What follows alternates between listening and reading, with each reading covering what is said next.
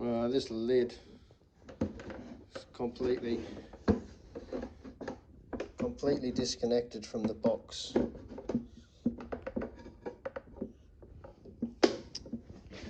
Right the way.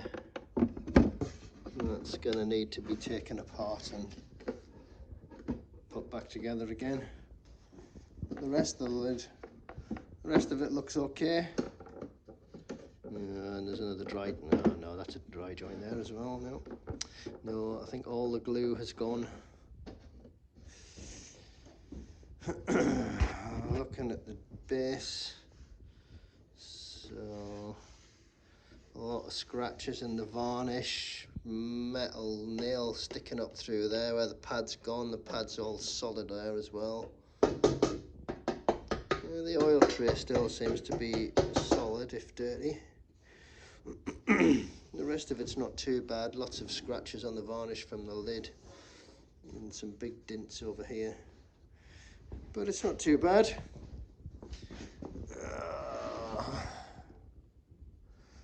Pitman arm's good.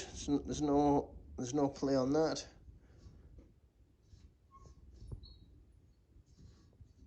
That's good. There's no play on the wheel. Oh, there's a little bit on there. That just needs a bit of adjustment. And there's no play on the pedal. Quite an early one. Doesn't have the Singer name on there, and it doesn't have the Singer name on the pedal. So yeah, it's quite an early table. And it just has the swing out bit of wood to hold the shelf up, which is not very strong, and the whole thing is loose anyway. But yeah, it's not too bad. It's doable. Let's have a look at the machine. So there's the machine. I've just got it sitting on my workbench here. So in case you haven't already worked it out, this is an IF improved family machine, or a 1501. Actually sounds not too bad. Decals are intact, but the shellac has completely degraded. So that's going to be a tricky decision to make, what's best to do with that. But, and yeah, very early, as the serial number on the back. Interesting to find out what the date is on that. But yeah, machine doesn't look too bad. Everything's there. No major seizing. A little bit stiff in a couple of places. So that's just dry mechanism. Everything else seems okay.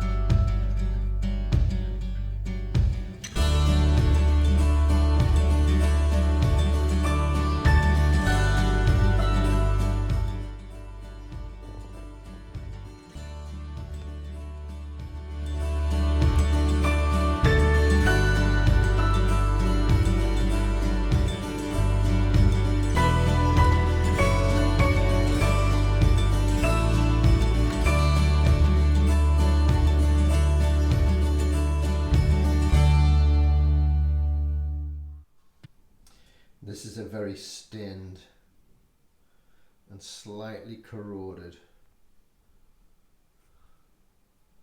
thumb screw. I guess that's what it is.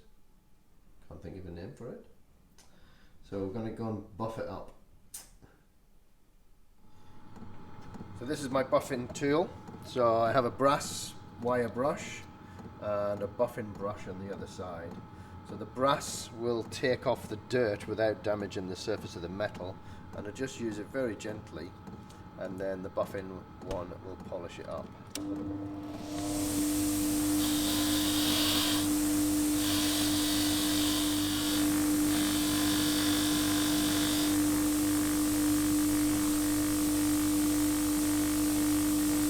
So that's it now cleaned, now we'll polish it.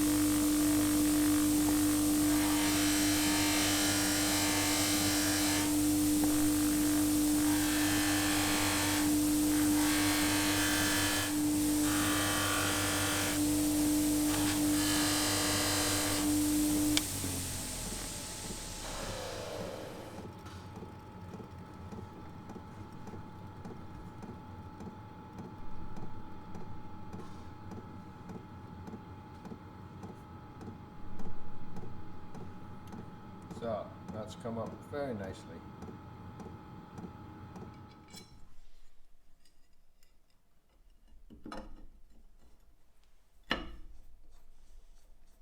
And that's where it goes, holds on the back cover.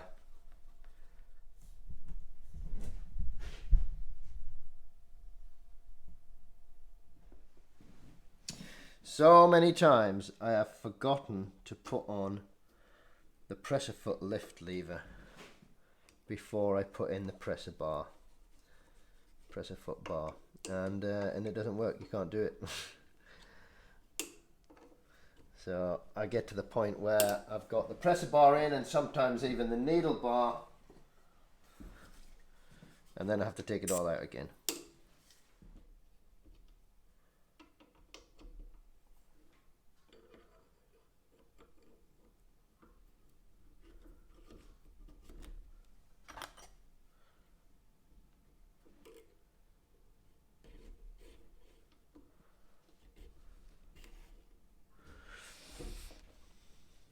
Now, it's really important not to forget the little washer that sits on top of the spring, because it stops the spring rotating when you adjust the presser foot tension or pressure. Okay, I'm just going to leave that like that just for now until we get the rest of it together.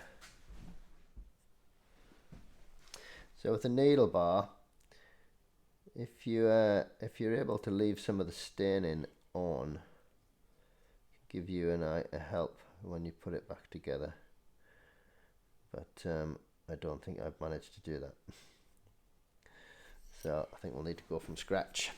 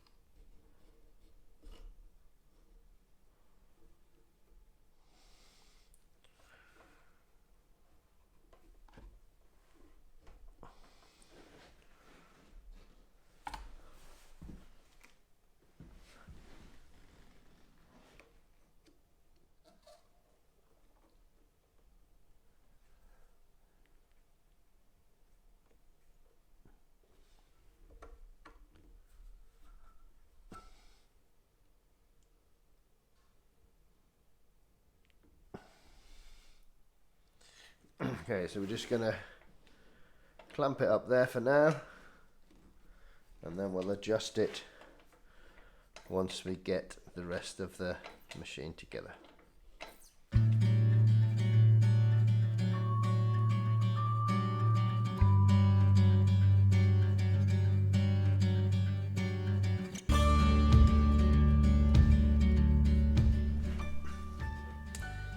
That is the tensioner back in, and so this is a spring off a 15, which is slightly different to the original, but we should be able to make it work.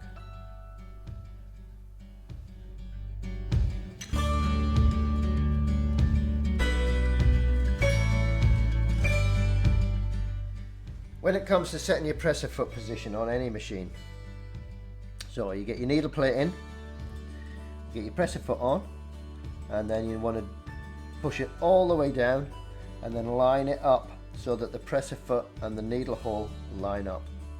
You then want to hold that there, and with the presser foot lift, you want to just lift the spring a little. So this bit here, we're just lifting just a little. So 1 millimeter, something like that, maybe 2 millimeters, and then we'll just nip it up. So we should have just a little bit of play on the lever, which means that when the foot is down, there's nothing else other than the foot sitting on the fabric. This is not holding the foot at all. Then give it a couple of tests to make sure it goes up and down okay. And if we're happy with that, and we've still got a little bit of play,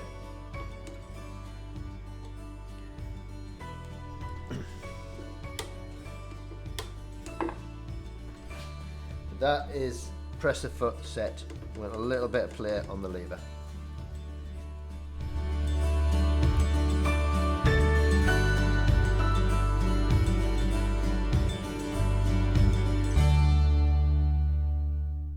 There you go, Sailrite users.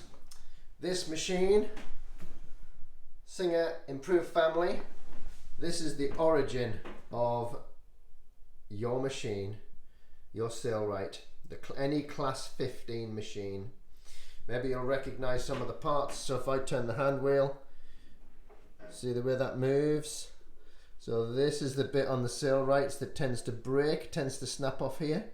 And you can see this is in the original. It had some steel plates put on with rivets, and then this is the oscillating shaft, which you will recognize. So the difference with this one, it doesn't have a zigzag, but you can see there's the oscillating hook socket. So the hook would fit in there, and there you go. You can see the feed dogs as well. And then we've got the feed dog shaft. So that is the feed dog forward and backward shaft down here, running off this drive. And then up here we've got the feed dog up and down the lift mechanism. And there you go. So that is the origin of your Sailrite. This was developed in the 1860s and went into production, I believe, in the 1870s. This is the Singer Improved Family machine, precursor to all 15s. The hook is slightly different. So this is the hook from this machine. And this one, there's no bobbin case. The bobbin fits directly into the hook. Open it up like that.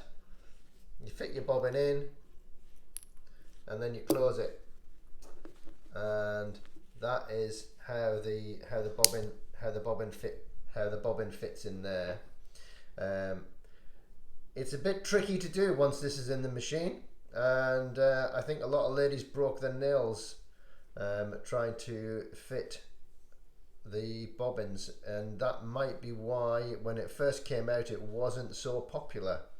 And I think the Singer 28 and the 27 ended up being more prevalent, but after the development, when they changed this hook to the more modern hook that you'd recognize now, then that seemed to make all the difference. And so this machine has now been in production somewhere in the world since around about 1876, right until now. It's still available in production in different parts of the world, including your Sailrite itself, the same mechanism and the same drive, the oscillating shoal.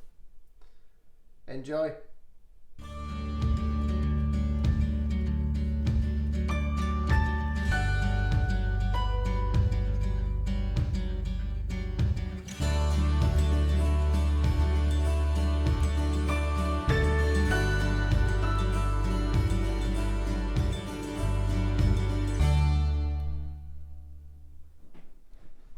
So I'm looking at the needle timing and the needle height. So there we can see, there's the timing. So there's the needle. Let's take a turn. So there's the hook oscillating. There's the needle coming down, and we can see the point of the hook go past the needle, and then as it comes back, just comes back at the scarf above the eye. So that's where we want it. So that is perfect. Give it a turn, check it again. There you go. So that's timing. Easy machine to time, nice, accessible. Singer Improved Family, wind in a bobbin.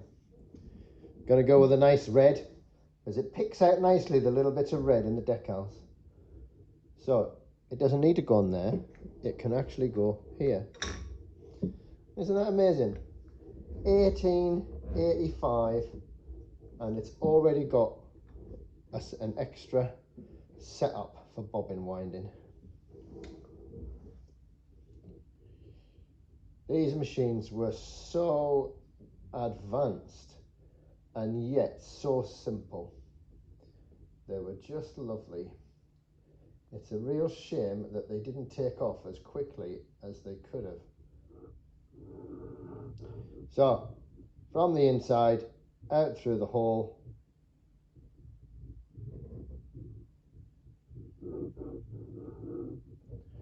then through the hole in the middle, and then when you pop it onto the bobbin shaft, turn the pin till it drops. There you go. Now should be able to just push this down till it clicks. There you go, and that's it now against the belt. Take up the slack.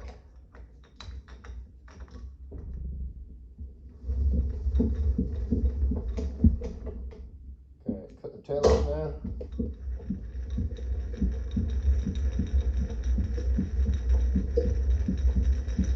There you go, fill in the bobbin.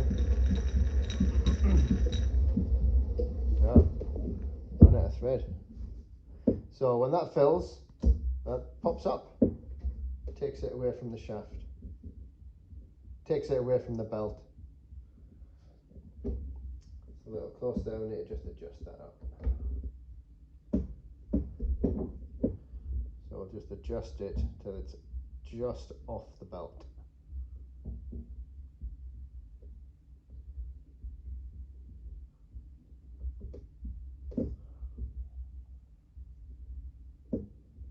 There you go.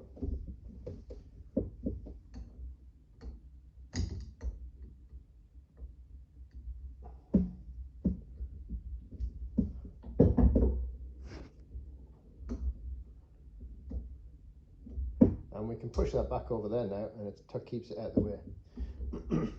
Close the stop. So this is the issue. It's quite tricky putting the bobbin into this one. Okay, so there's the hook assembly. So we need to open the hook, pop in the bobbin, and then close the hook over to make sure it goes all the way in. Then we need to bring the thread up over there so it comes out of that little hole, and that hole is basically in the center of the rotation of the hook, and the tension is adjusted by that little screw there. That is your hook tension, bobbin tension. A little bit tight, but we're going to leave it just now. Purple for the top thread. Spill pin now comes down this side, and it's a hole we need to poke it through. Should have chosen white, I think. Okay, there we go. Now we go between the tension discs, over the hook, down and onto the spring.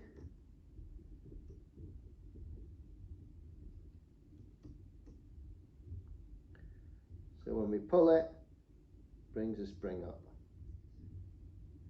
Through the take-up arm,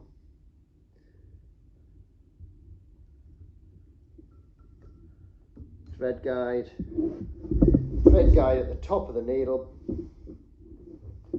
and then into the needle, left to right. So this is a 16 needle. That's size, and it is a standard or universal 15 by 1 or HAX1. Same needles that you would use for modern domestic sewing machines. Okay, threads in. Let's see if it'll pick up the bobbin. There she goes. So we now have both threads. Tension is quite tight.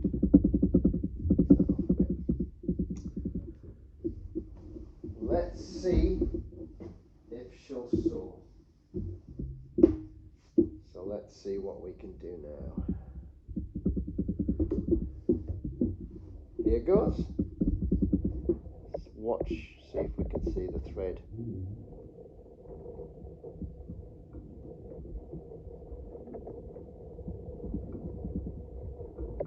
I'm not sure that is actually sewing.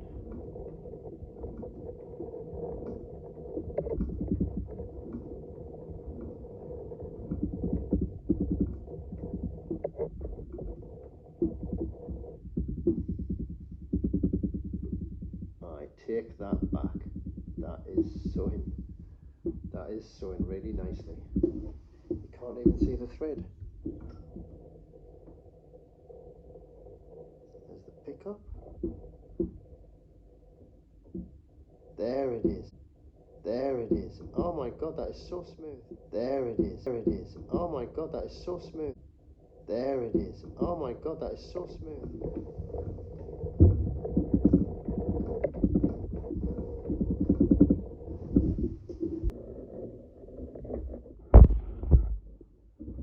So this is known as a beak hook or a mutton chop. See the thread? Barely noticeable. It's that smooth and quick.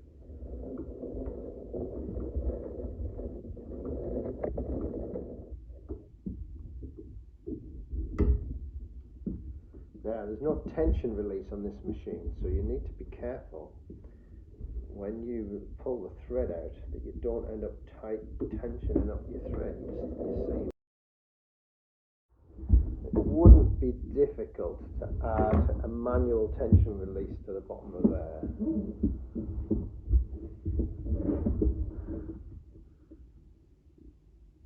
There you go. First stitches in a long time. Seems to work well enough.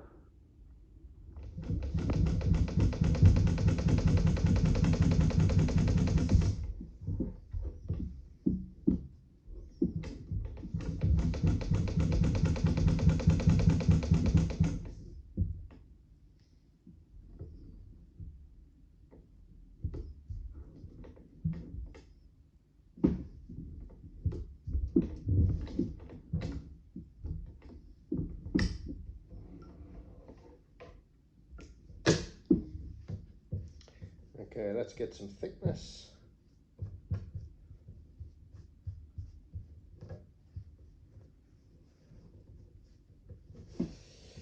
So this is now 4 layers of this artist canvas.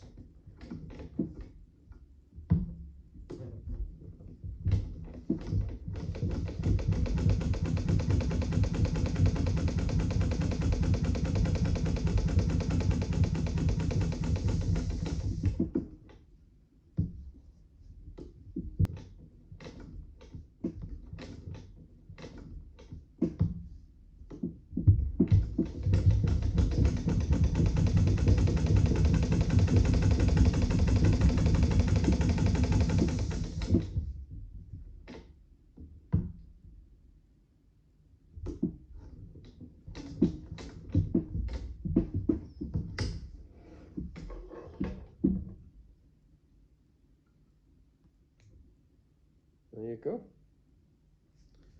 Well done, little old machine.